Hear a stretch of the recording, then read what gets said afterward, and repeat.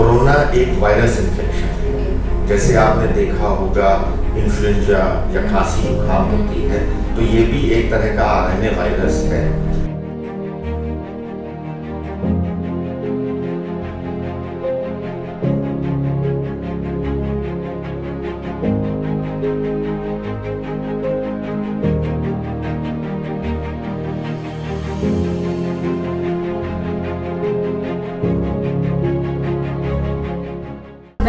त्रिपाठी आप सभी का एक बार फिर से आपके अपने खास कार्यक्रम अतिथि उवाच में स्वागत करती हूँ। और आज हमारे साथ एक ऐसी शख्सियत इस चर्चा का हिस्सा बनेगी जो किसी भी परिचय के मुहताज नहीं है। जी हाँ, हम बात कर रहे हैं, पहले तो उन्होंने लखनऊ पीजीआई में बतौर निदेशक अपनी भूमिका का निर्वहन किया और वर्तमान में मेदांता हॉस्पिटल में बतौर मेडिकल डायरेक्टर अपनी भूमिका का बखूबी निर्वहन कर रहे हैं। जी हाँ, हम बात कर रहे हैं प्रोफेसर राकेश कपूर जी की।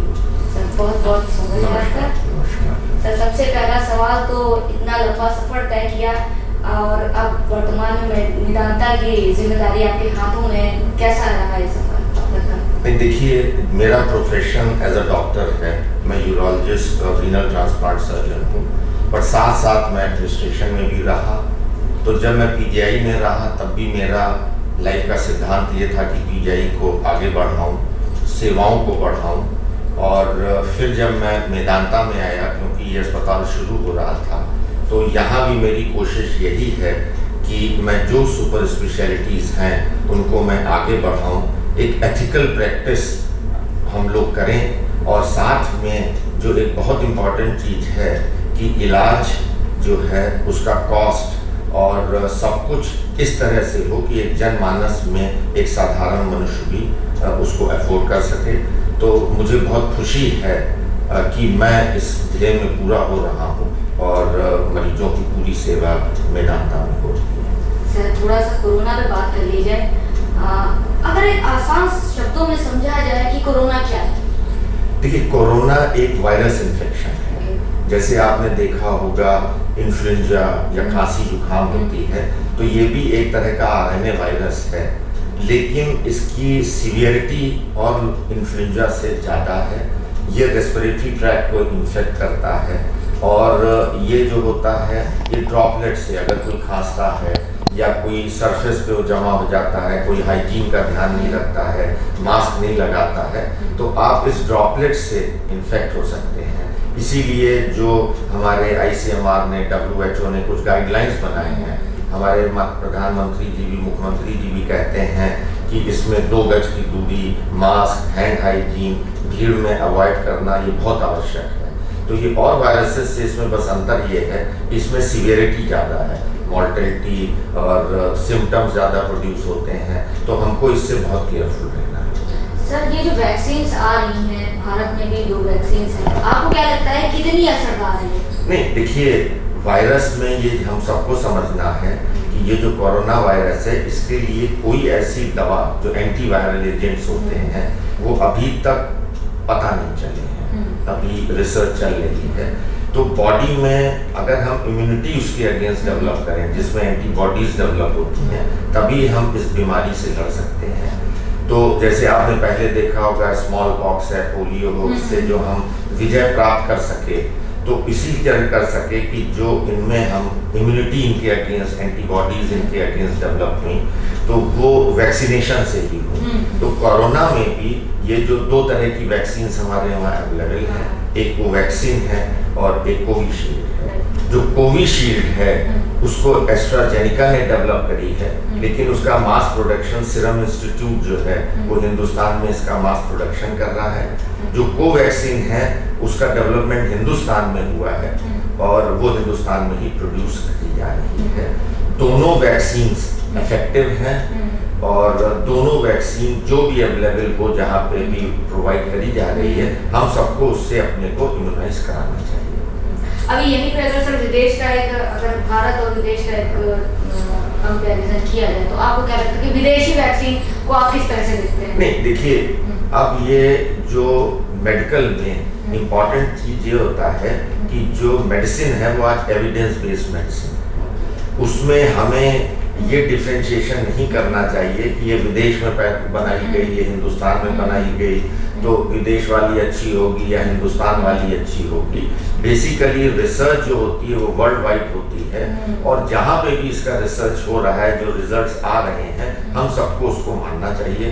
तो हमको ये कतई डिफ्रेंशिएशन नहीं करना चाहिए कि हमारी गाड़ी अच्छी है या विदेश की गाड़ी अच्छी है। दोनों इफेक्टिव हैं, दोनों एविडेंस बेस्ड हैं, तो हमको रिजल्ट्स को एक्सेप्ट करना चाहिए। जैसे आपने पूर्व में कहा कि वैक्सीन लगने के बावजूद हमें बहुत से एहतियात बरतने चाहिए, तो हम इसको थोड़ा सा सर स्पष्ट करना चाहेंगे आपके माध्यम से, चाहते हैं आप स्पष्ट करें कि जैसे पेशेंट्स हैं, वैक्सीन लगवा ली तो एक धारणा बन जाती है कि अब तो हम पूरी तरह से फिट एंड फाइन हैं। तो देखिए, हाँ, इसमें देखिए हम सबको ये समझना है कि वैक्सीन लगने का अभी जो ये कोरोना वायरस है उसमें वैक्सीन आपको पूरी तरह इम्यूनाइज ऐसा नहीं करती है कि अब आपको बीमारी नहीं हो सकती, जैसे पोलियो में था या स्मॉल पॉक्स में था। इसमें वैक्सीन से स्टिल यू कैन गेट, आप फिर भी इन्फेक्ट हो सकते हैं। अंतर ये आएगा कि इसमें शायद सीवियरिटी कम होगी, लेकिन हमको प्रिकॉशंस लेने हैं। मास्क लगाना है, 2 गज की दूरी रखना है, हैंड हाइजीन रखना है, भीड़ भाड़ की जगहों पे नहीं जाना है। अगर आप में कोमॉर्बिड सिचुएशंस कंडीशंस हैं तो अपने को और ध्यान देना है। तो सबसे ज़रूरी चीज़ जो इस समय, क्योंकि पुनः आप देख रही हैं कोरोना वायरस फिर लौट के आ रहा है, और जैसा मुझे बताया गया है कि ये जो कोरोना वायरस आ रहा है अभी स्ट्रेन सेम है, डिफरेंट स्ट्रेन नहीं है। तो वैक्सीन का फायदा ये होगा कि हम स्टिल इन्फेक्ट हो सकते हैं अगर हम प्रिकॉशंस नहीं लेंगे, लेकिन हो सकता है मॉर्टेलिटी, मृत्यु दर जो है, सीवियरिटी जो उसकी है वो कम हो जाएगी। तो वैक्सीन लगा के ऐसा नहीं है कि हम बिना मास्क लगाए घूमें, हम होटल्स में भीड़ भाड़ की जगहों पे बैठें, मिलें, गले लगें, हाथ मिलाएं। सोशल डिस्टेंसिंग उतनी ही इम्पॉर्टेंट है, मास्क लगाना उतना ही इम्पॉर्टेंट है, और हैंड हाइजीन बहुत इम्पॉर्टेंट है, जो पहले भी हमारी सरकार ने या WHO के गाइडलाइंस हम सबको फॉलो करने पड़ेंगे अगर इस बीमारी से विजय प्राप्त करनी है। मेदांता हॉस्पिटल में कोरोना की दूसरी लहर को लेकर के क्या स्ट्रेटेजी? नहीं, देखिए, सिर्फ मैं नहीं कहूँगा कि मेदांता हॉस्पिटल ही कोरोना से विजय दिला सकता है। सबसे पहले मेरा जनता से यही अनुरोध होगा कि आप जागरूक बनिए। अस्पताल सहायता आपकी कर सकते हैं। अभी हमारे वहाँ टीकाकरण की सुविधा नहीं अवेलेबल है क्योंकि सरकार ने वो हम लोगों को पैनल नहीं करा है। शायद कुछ दिनों में ये फैसिलिटीज़ यहाँ आ जाए।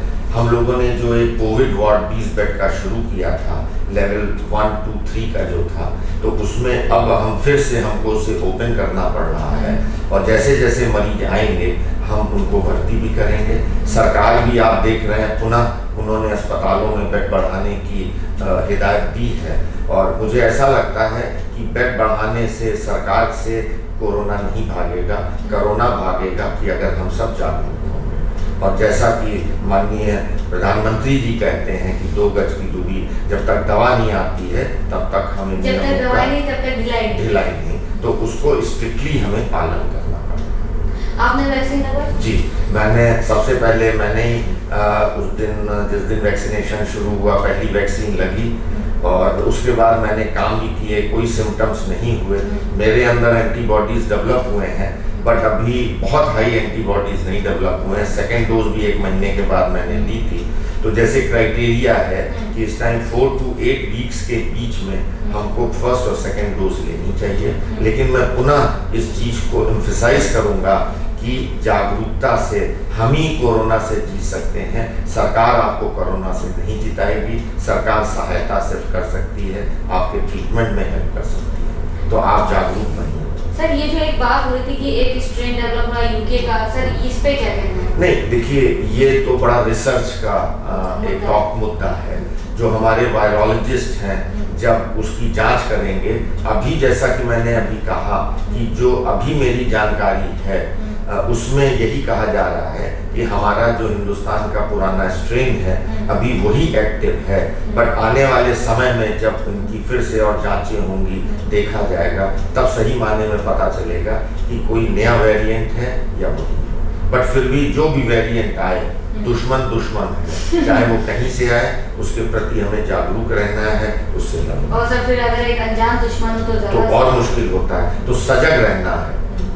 सर अंत में हम चाहिए हमारे शो के माध्यम से बतौर मेडिकल डायरेक्टर ऑफ मेदांता एक मैसेज दें पब्लिक के लिए। देखिए, सबसे इम्पोर्टेंट चीज आज जो जरूरी है वो है, चाहे वो कोई बीमारियां हो, अगर आप देखेंगे तो कोरोना से ज़्यादा डेथ्स हमारे रोड साइड एक्सीडेंट्स में हो रही हैं। और बीमारियों में डायबिटिक बढ़ती जा रही है, ब्लड प्रेशर बढ़ता जा रहा है, गुर्दे फेल होते जा रहे हैं। तो जागरूक नागरिक बनिए, एक स्वस्थ जीवन व्यतीत करना चाहिए। और अस्पताल हमारा मेदांता भी सब सुपर स्पेशलिटी हॉस्पिटल है, सब तरह की फैसिलिटी अवेलेबल हैं, तो हम सब मरीजों की सेवा के लिए तत्पर हैं। और लेकिन हम ये चाहते हैं कि आप स्वस्थ रहें और आपको अस्पताल ना आना पड़े, तो वो ज़्यादा अच्छा। तो जागरूक बनिए और जागरूकता से ही आप सब तरह की बीमारियों से बच सकते हैं। सर बहुत बहुत शुक्रिया हमसे बातचीत करने के लिए। तो आप देखते रहिए अतिथि उवाच कौशिकी के साथ।